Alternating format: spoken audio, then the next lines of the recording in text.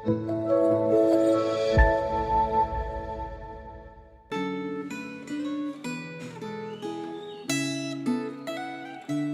saudara yang dikasih dalam Tuhan, hari ini kita akan bersama-sama merenungkan firman Tuhan. Sebelumnya mari kita minta kekuatan dan pertolongan dari Tuhan.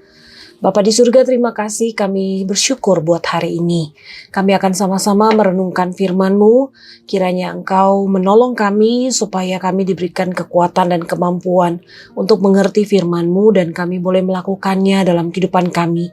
Berkati hamba-Mu yang akan menyampaikan dan setiap kami yang akan menikmati, Tuhan kiranya tolong supaya baik yang menyampaikan maupun kami akan mendengarkan dan akan menikmati firman-Mu, kami sama-sama diberkati oleh Tuhan. Ini doa kami, dalam nama Tuhan Yesus kami berdoa. Amin. Saudaraku, kita akan sama-sama merenungkan firman Tuhan dari Ulangan pasal 10 ayat yang pertama sampai ayat yang ke-22. Tapi kita tidak akan membaca keseluruhan dari bagian firman Tuhan ini. Kita hanya akan membaca di ayat yang ke-12 sampai ayat yang ke-22. Saya akan bacakan buat kita sekalian, demikian firman Tuhan.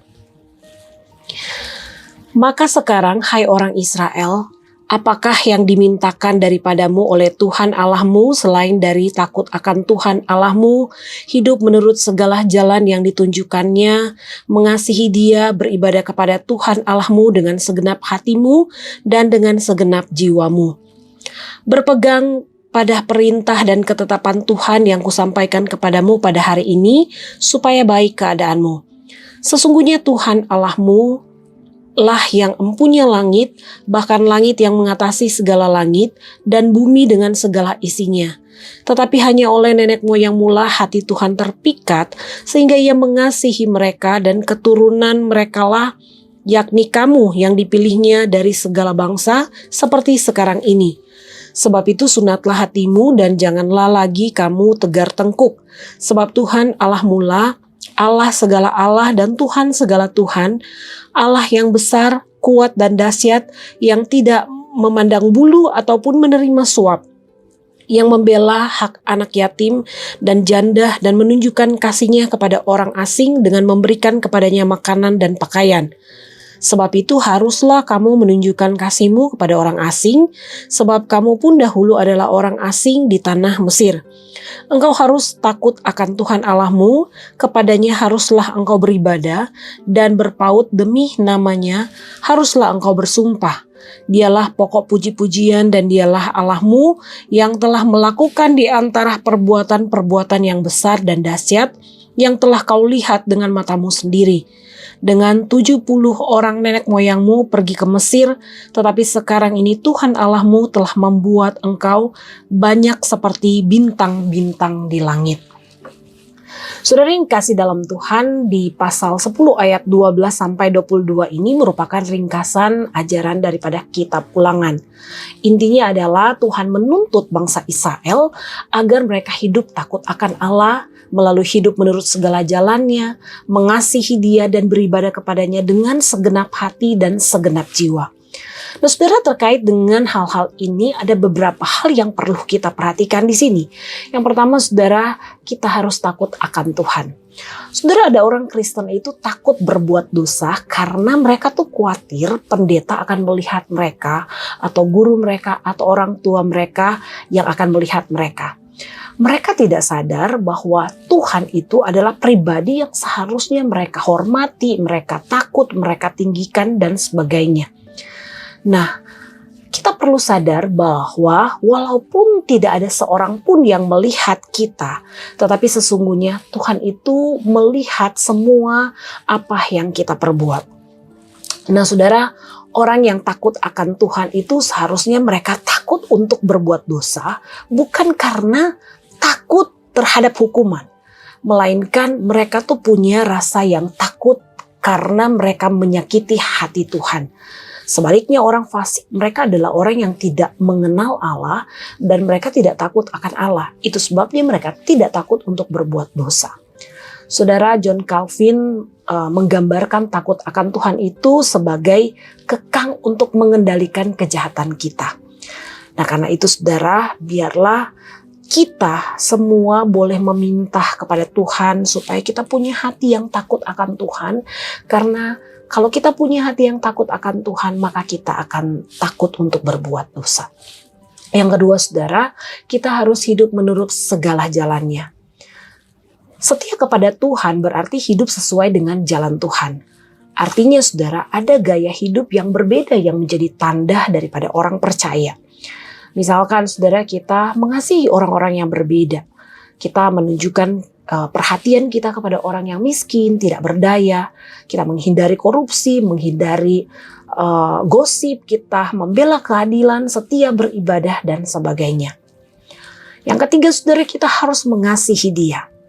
Mengasihi itu bukan hanya dengan perkataan, karena kalau cuma menunjukkan perkataan itu tidak cukup, saudara. Tetapi kita harus mewujudkan di dalam perbuatan nyata. Nah, karena itu kalau kita mengatakan bahwa kita itu mengasihi Tuhan di dalam hidup kita, maka kita harus memprioritaskan Tuhan itu menjadi yang paling utama di dalam hidup kita. Selanjutnya, saudara, dikatakan bahwa kita harus beribadah kepada Tuhan dengan segenap hati dan segenap jiwa. Artinya, saudara, ketika kita beribadah kepada Tuhan, kita harus beribadah dengan hati yang sungguh-sungguh. Kita harus punya fokus hati dan pikiran kita kepada Tuhan. Dan semuanya itu harus disertai dengan tindakan. Apabila kita melihat ada seseorang yang membutuhkan pertolongan, membutuhkan bantuan, maka kita harus melakukannya. Kita harus menolong mereka. Karena ketika kita menolong mereka, itu seperti apa yang Tuhan mau, apa yang Tuhan inginkan di dalam kehidupan kita. Dan selanjutnya, saudara, dikatakan bahwa kita harus berperang terhadap perintah dan ketetapan Tuhan. Maksudnya begini, saudara. Setiap hari kita itu berperang dengan dosa. Dan itu sebabnya kita itu diperhadapkan dengan pilihan.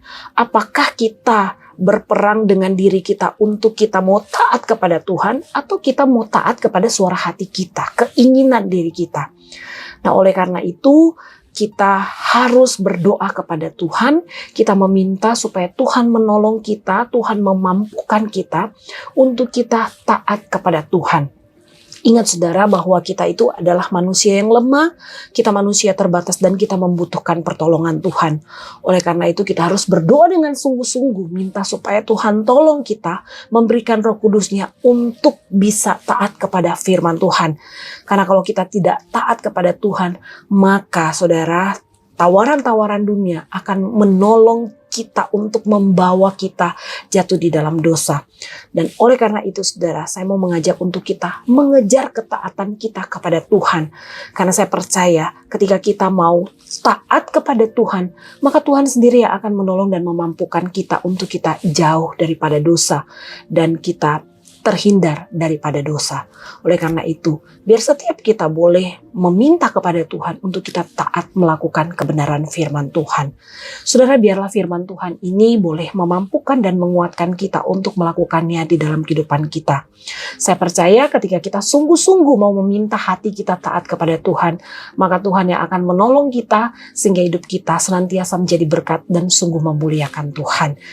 Kiranya Tuhan menolong dan memberkati kita. Mari kita berdoa.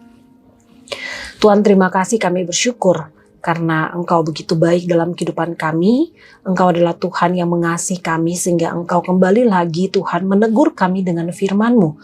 Kiranya Tuhan, Kau tolong kami supaya ketika kami menjalani kehidupan kami sepanjang hari ini, firman-Mu inilah yang akan menguatkan kami dan menopang kami sehingga kami boleh hidup sesuai dengan apa yang Tuhan mau dalam kehidupan kami. Terima kasih Tuhan, kami bersyukur dan berdoa di dalam nama Tuhan Yesus. Amin.